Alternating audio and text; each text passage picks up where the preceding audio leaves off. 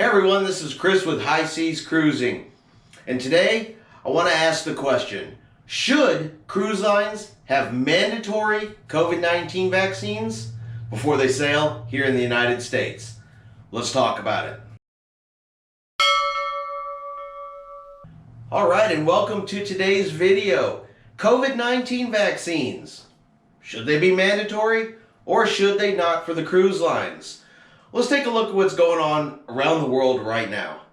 So Royal Caribbean is going to start sailing ships out of Nassau, Bahamas. Vaccines are going to be mandatory for both crew and passengers. Royal Caribbean is going to start sailing out of Bermuda. Vaccines are going to be mandatory for both crews and passengers. Israel, the United Kingdom, P&O Cruises, and several other cruise lines, Virgin Voyages, have all now made vaccinations mandatory for crew and passengers over the age of 18. So is that something we're going to see here in the United States?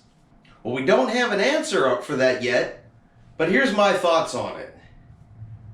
So according to the CDC's own guidelines, if you're in a room with people and everybody has had the vaccine, you don't have to wear a mask. You don't have to social distance. So that same logic should apply to a cruise ship, that if everybody on the cruise ship has a vaccine, crew members and passengers, you shouldn't need to wear a mask. You shouldn't need to social distance while you're on the ship, and then the ship can cruise very similar to how it used to before the pandemic ever even started. So think about it. Is your choice wear a mask or not wear a mask? For me, that's a real easy choice. I don't want to wear the mask if I don't have to. If getting a shot gets me on a cruise ship that much faster, gets them sailing that much faster, and I don't have to wear a mask everywhere I go on the ship, yeah, I'll take the vaccine all day. And yes, I think they should make it mandatory if that's what it takes.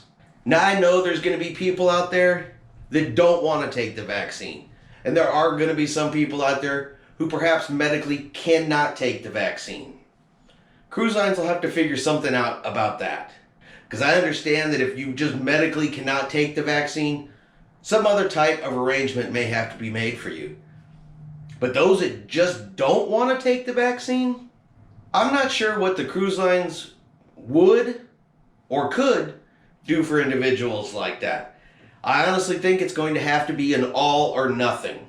Either everybody has it or nobody has to have it. You can't have it half and half. It can't be, okay, this group is good, you've had the vaccine, you don't have to wear a mask. Oh, you didn't want to take it, now you have to wear a mask. How's the cruise lines going to keep up with that? It's going to be an all or nothing. And for the cruise lines, honestly, I'm sorry, it makes more sense to require the vaccination. They don't have to enforce a mask policy. They don't have to worry about social distancing. The number of health protocols can be reduced on the cruise lines. It could get them sailing faster.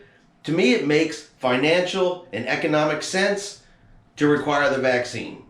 But I'm not in charge of this world, so we'll see what happens.